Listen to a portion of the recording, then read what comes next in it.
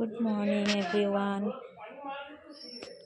আপনারা সবাই কেমন আছেন? আশা করি সবাই ভালো আছেন এবং সুস্থ আছেন, আর আমিও ভালো আছি, সুস্থ আছি। তো আপনাদের সবাইকে আমার চ্যানেলে স্বাগতম।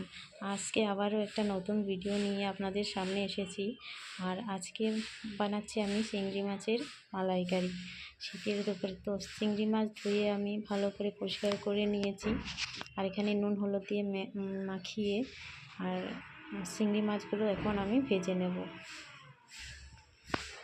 চিংড়ি মাছগুলো আমি সরিষার তেল দিয়েই ভেজে নিচ্ছি। আর এদিকে আমার ভাত বসিয়ে দিয়েছিলাম, ভাতের ফ্যানটাও ছড়িয়ে নিলাম।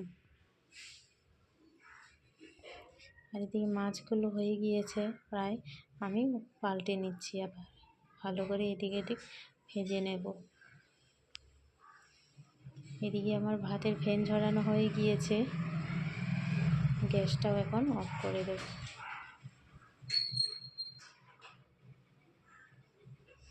আর এদিকে চিংড়ি মাছগুলো আমার প্রায় ভাজা হয়ে গিয়েছে সুন্দর করে, এখন আমি নামিয়ে নিচ্ছি।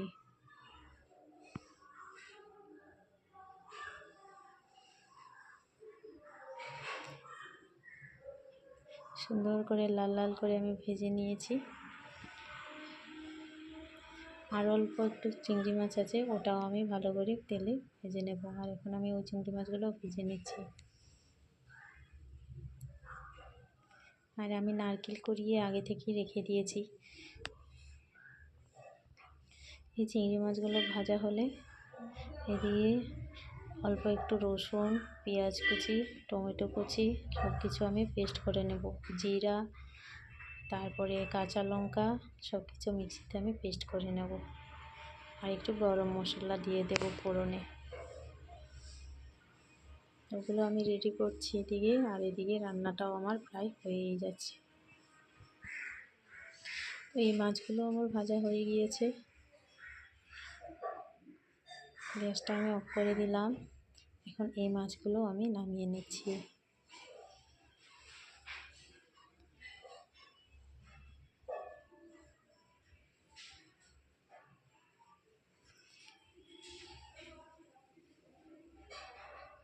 মাছগুলো নামিয়ে নিলাম। এদিকে মিক্সচার বলে আমি পেঁয়াজ, জিরা, কাঁচা লঙ্কা, অল্প একটু রসুন কুচি সব কিছু বেটে নিয়েছি।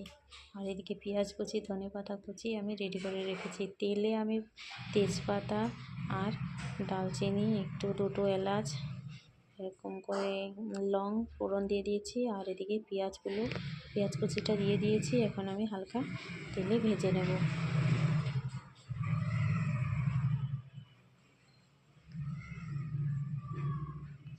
এখন আমি বাটা যেগুলো বেটে রেখেছিলাম সেই বাটাটাও আমি দিয়ে দিয়েছি। এখানে আমি হলুদ দিয়েছি, নুন দিলাম।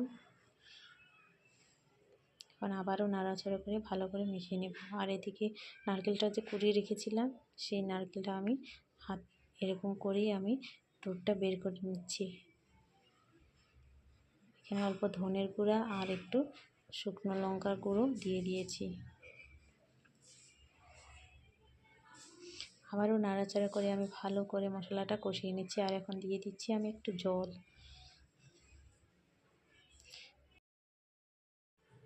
নারকেল কোড়ানো দুধটা আমি এখন দিয়ে দিচ্ছি। আর এখন আমি ওটা চিংড়ি মাছগুলো কড়াইতে দিয়ে দিচ্ছি। আবার এখন আমি ভালো করে নেড়ে চেড়ে একটু ফুটতে দেব।